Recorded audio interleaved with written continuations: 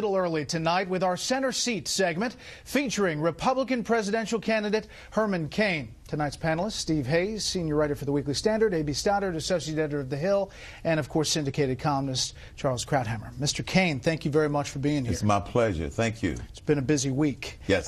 You've been dealing with these allegations. Yes. And you've talked really a lot about them in various interviews. So far, this story has developed into more of a process story than a substance story. Right. However, tonight, the Washington Post is moving a story that says that one of the accusers wants to tell her side of the story, but is barred by a confidentiality agreement, according to her attorney. So I guess the question is, will you call for the National Restaurant Association to waive the details of this agreement so the women involved can speak freely about the events as they arose?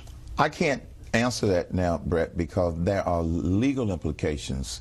If the Restaurant Association waives that, I just found out about this today. There are legal implications associated with that I'm not totally familiar with yet. So I can't give you a definitive answer on that until we consult with our legal attorneys and also talk to, some others. We can't answer that right now. It's too soon. I guess along those lines, are you certain that over the past couple of days, in the way that you've answered questions about this, that you haven't already violated the terms of that confidentiality agreement for those women? Absolutely, because I never used the name.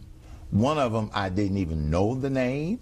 And the one that I was familiar with, I never mentioned the person's name whatsoever. So I don't believe that I have.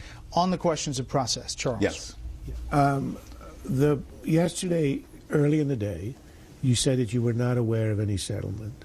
Later in the day on the Greta show, you were aware of the settlement. You actually went into some detail about the nature of the settlement. How do you explain that contradiction? The way I explain that contradiction is because when I first heard the word settlement, I thought legal settlement.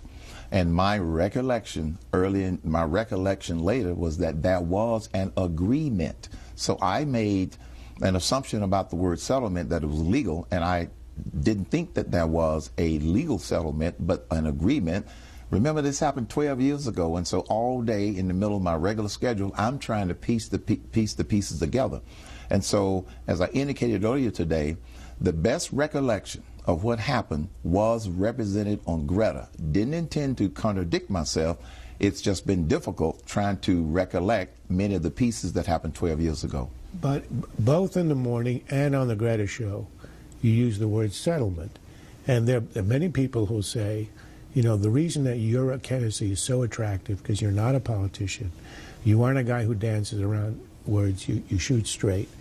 And when you make a distinction between a settlement and an agreement, it sounds Clintonian. It sounds like you're explaining, well, it depends what the word is. So how does Herman Cain end up parsing words in such a Clintonian legalistic way? Well, it wasn't intended to be Clintonian.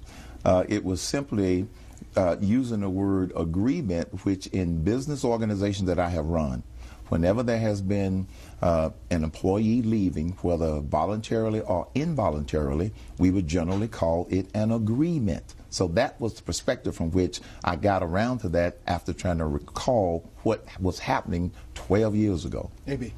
Okay, but Mr. Cain, this story was not an ambush. You did have almost 2 weeks in which to formulate your response.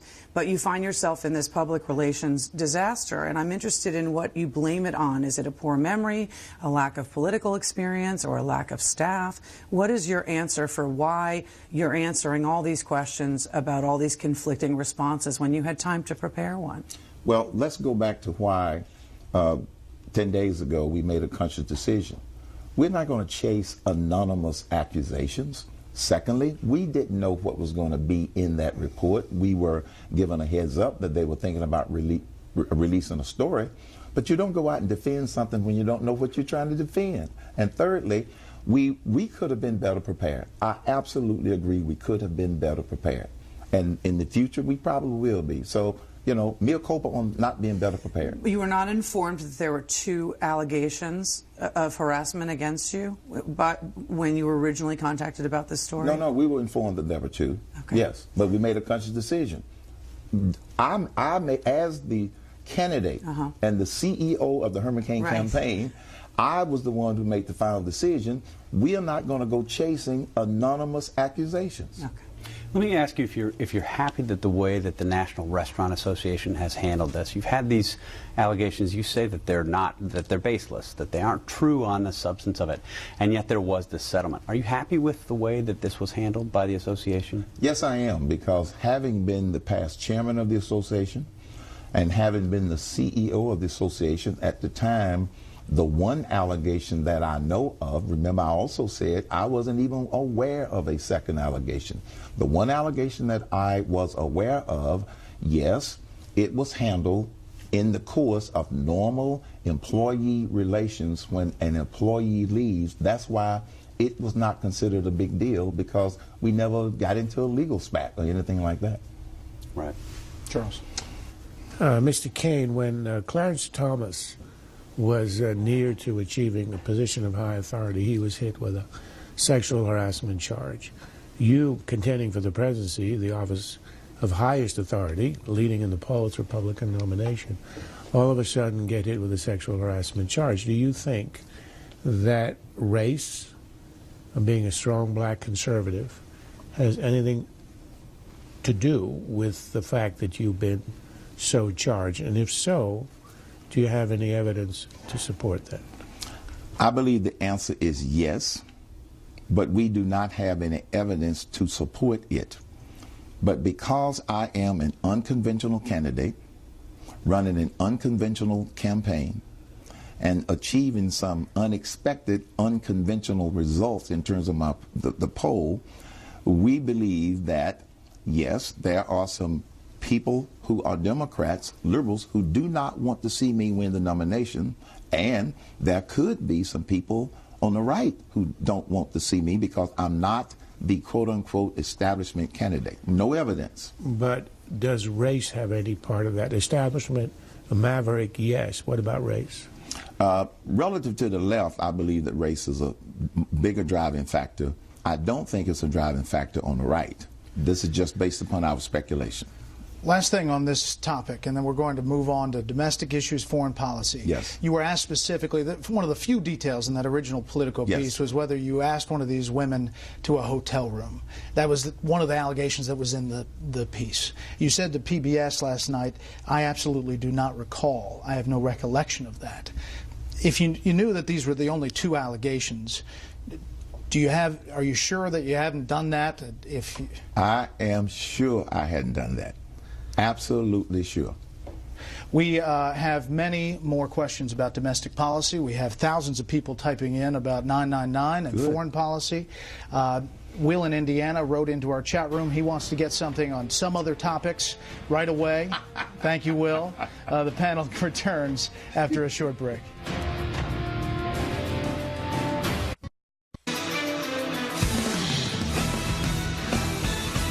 We're back with our center seat segment and our guest, Mr. Herman Cain. Mr. Cain, a lot of talk about 999. Yes. And in the last debate in Las Vegas, you were pressed on this about the national sales tax portion. Yes. You said comparing the state sales tax to the national sales tax is like apples and oranges. And it developed that people were asking, is the national sales tax on top of individual state sales tax as it stands? And wouldn't that increase the overall number? Explain that for folks. The current tax code is on top of the state sales tax. So we are simply replacing the taxes raised with the current tax code with that 9% national sales tax. So yes, it is on top, but so is the current tax code. That's why I said it's apples and oranges. The state sales tax has nothing to do with 999. Just like the state sales tax has nothing to do with the current tax code. But the current tax code is progressive. The sales tax in a state is not. A national federal sales tax would not be. It would add together. So people, for example, on a fixed income are concerned about the two of them together and a sales tax. Well,